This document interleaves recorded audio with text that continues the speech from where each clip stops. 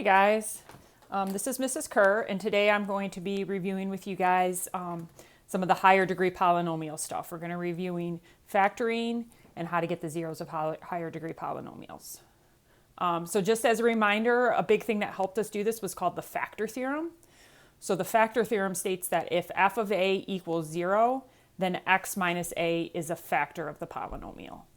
So that's a fancy way of saying if you know a zero of the polynomial, then you know a factor. And then just a reminder that goes along with that, if something is a factor of a polynomial, it should divide into it evenly. So that's one way we can check that it is a factor or that it is a zero. So our strategy on these problems for being asked to find the zeros is we use the graphing calculator. So we found any rational zeros we could off the graphing calculator.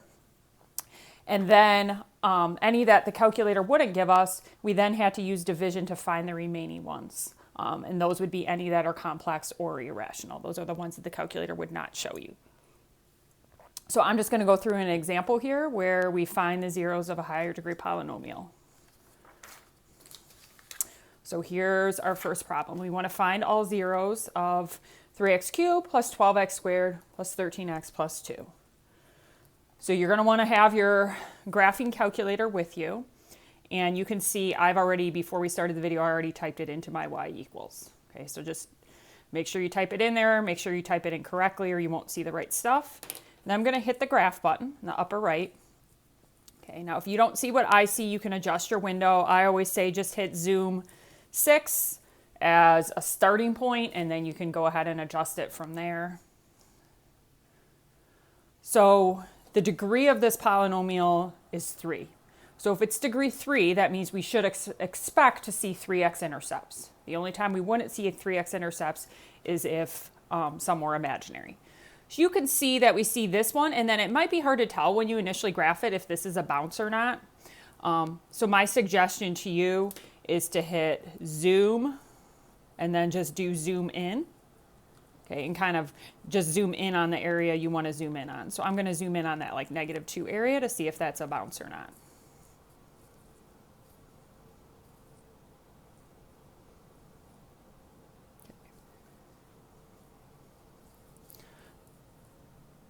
Okay, so even though it may look like a bounce, it's actually not a bounce. If you zoom right in, you can see that it passes through that -2 and then comes up and then goes through. So there are 3x intercepts. There's one here, here, and here.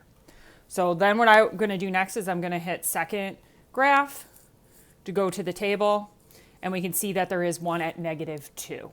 Okay. The reason I'm not seeing the other ones in here is most likely because they are irrational. So my strategy is off the calculator, I got -2.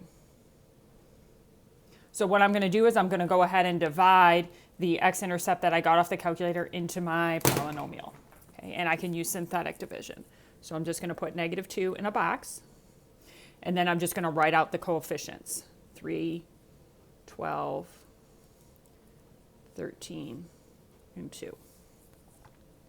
And then draw a little bit, leave a little bit of space and draw a line.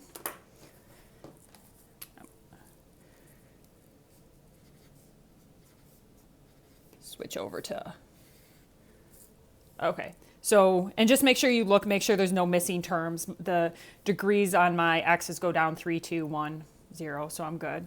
So my strategy with synthetic is I bring down the first number, which is 3, and then I'm repeatedly multiplying by the number in the box and adding. So 3 times -2 is -6, and then I'm going to add. And this gets me 6. 6 times -2 is -12, and I'm going to add and get 1. 1 times -2 is -2, and I'm going to add and get 0. Okay, so it's good that I got 0 there because that means that that last number there is always your remainder. So I didn't get a remainder, so we know that it is actually a 0 of the polynomial. So now to find the other zeros, I'm going to put the x's back in and write out what I got here. So it was degree 3, I divided into it once, so now I know that this is going to be degree 2. So this is going to be a quadratic. So I'm going to go ahead and write it out as 3x squared plus 6x plus 1. And then I'm trying to find the zeros, so I'm going to set it equal to 0. So once you get it down to a quadratic, your strategy from here would be to either factor it, if you could factor it, or use the quadratic formula. Okay, so this particular one will not factor. Okay, you can use guess and check or whatever method you want, but it won't factor. So I'm going to go ahead and plug into the quadratic formula. So I'm going to do the opposite of b. So I'm going to do negative 6 plus or minus the square root of b squared minus 4 times 3 times 1, all divided by 2 times a, which is 3. Okay, and then you can type that into your calculator. Remember, when you're typing it into the calculator, I always suggest to start with the stuff under the square root. Okay, so you can see I did 6 squared minus 4 times 3 times 1 is 24. So that gets me negative 6 plus or minus the square root of 24 over 6. And then what I want to do is simplify from there. So if you remember, as far as simplifying goes, you want to try to break down the 24. You want to try to find a perfect square that goes into 24. So I can break it down into 6 and 4. So this could turn into the square root of 6 and the square root of 4. Okay, and then we know the square root of 4 is 2. So it gets me negative 6 plus or minus 2 square root of 6 over 6. And then from there, it's just simplifying. So I'm just going to divide each of these by 6. So negative 6 divided by 6 is negative 1. And then 2 divided by 6, I can simplify to 1/3. So I'm just going to leave this as the square root of 6 over 3. So those are my other two zeros. So there's actually 2 here because one is negative 1 plus this guy. One is negative 1 minus this guy. So my 2 zeros are this, and then the one I got off the calculator, which is negative 2. Okay. So that's the first example. And then we're going to do another example where we want to find all zeros of this guy. X to the 4th minus 7x cubed plus 16x squared minus 8x minus 32. Okay. So I'm going to go to my y equals. And you can see I just typed in both the equations in here just to kind of save time. So I'm going to select the second equation now, which is this one right here that we're doing. I'm going to start it off the same. I'm going to hit graph. My window's funky because I changed it for the last problem. So I'm not going to really be seeing a whole lot. I'm going to have to use that zoom 6 in a second. So I'm going to hit zoom 6. Just going to take a second here.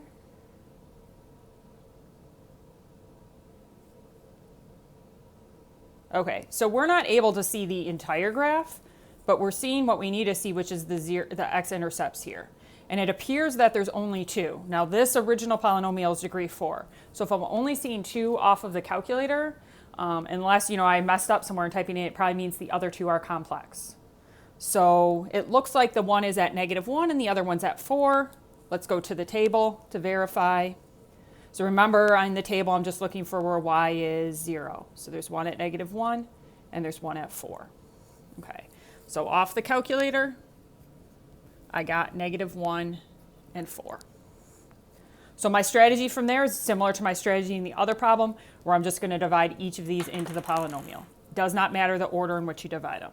So I'm just going to start with negative 1 and write out my coefficients. Okay? And I don't have any missing terms, so I'm just going to do 1, negative 7, 16, negative 8, negative 32. Okay, and then we're going to use a similar process that we did. Bring down, multiply, add, multiply, add. So this is 1. 1 times negative 1 is negative 1. Negative 7 plus negative 1, negative 8. Negative 8 times negative 1 is 8. 16 plus 8 is 24. 24 times negative 1 is negative 24. Negative 8 minus 24 is a negative 32. And negative 32 times negative 1 is 32, which gets me 0. Okay, so that's good because, again, I'm getting a remainder of 0, which means that that is a 0. Okay, and then I'm just going to continue. I'm going to do 4 in the box now. Okay, so I'm going to bring down 1. 1 times 4 is 4. Add negative 8 plus 4 is negative 4. Negative 4 times 4 is negative 16. Add, I get 8. 8 times 4 is 32. Add, and I get 0. Okay, so again, that's a good sign I got another 0. So now what I'm going to do is I'm going to write out what I got left. It was degree 4. I divided into it twice, so now this is degree 2. So this is going to be x squared minus 4x plus 8. And it's not going to factor. We kind of knew that from looking at the calculator. So since I'm finding the zeros, I'm going to set it equal to 0. And again, I'm going to have to do the quadratic formula. So opposite of b, so that's going to be 4 plus or minus the square root of b squared. That's negative 4 squared minus 4 times a, which is 1, c, which is 8, all over 2 times 1. Okay, and again, type in the stuff under the square root first, and we are going to get a negative. So I get a negative 16 if you type this in. So I have 4 plus or minus square root of negative 16 over 2. Okay, so when we have negatives under the square root, that's where we use our friend I. So this turns into 4 plus or minus the square root of 16i over 2. And then from there, we can take the square root of 16, right? The square root of 16 is 4. So just going on to another piece of paper here. So this is going to become 4, plus or minus 4i over 2. And then I just divide each of these by 2. So 4 divided by 2 is 2. 4 divided by 2 is 2. So it's 2 plus or minus 2i. So those are 2 of my zeros. So one is 2 plus 2i, one is 2 minus 2i, and then the other 2 are the ones that I got off the calculator, which were at negative 1 and 4. Okay, so 2 of them were imaginary. So I'm gonna do one more example with you guys, which addresses what to do if you're given the zeros and you want to write an equation. So this one says, write an equation of a polynomial with zeros at negative 2 and 2i. So we're going to be using that factor theorem still. So if we know a 0, then we know a factor. The other thing to mention here is we see that we have an imaginary 0. Remember, imaginary zeros, you never just have one. They always occur in conjugate pairs. So if 2i is a 0, even though they're not telling me, I automatically know negative 2i is also a 0. Okay? And the reason they come in pairs like that is because these solutions are going to come from the quadratic formula, and it always has a plus or minus. So if I know my zeros, now I know my factors. So if negative 2 is a 0, I know x plus 2 is a factor. If 2i is a 0, I know x minus 2i is a factor. And if negative 2i is a 0, I know x plus 2i is a factor.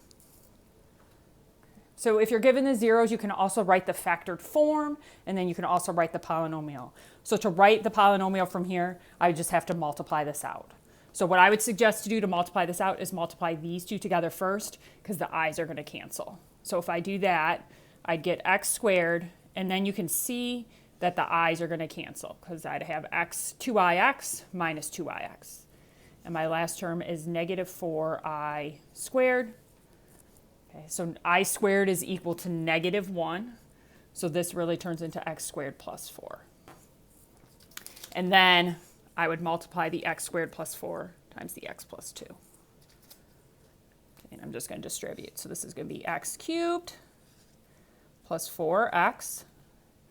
And then I'm going to multiply the 2 by both things. Plus 2x squared plus 8. So I really have my solution. I'm just going to clean it up a bit and just write it in the order I'm used to seeing with the degrees decreasing. So I have x cubed plus 2x squared plus 4x plus 8. Okay. So that's just a reminder. If you know the zeros, you can write the factored form and then write the polynomial from there.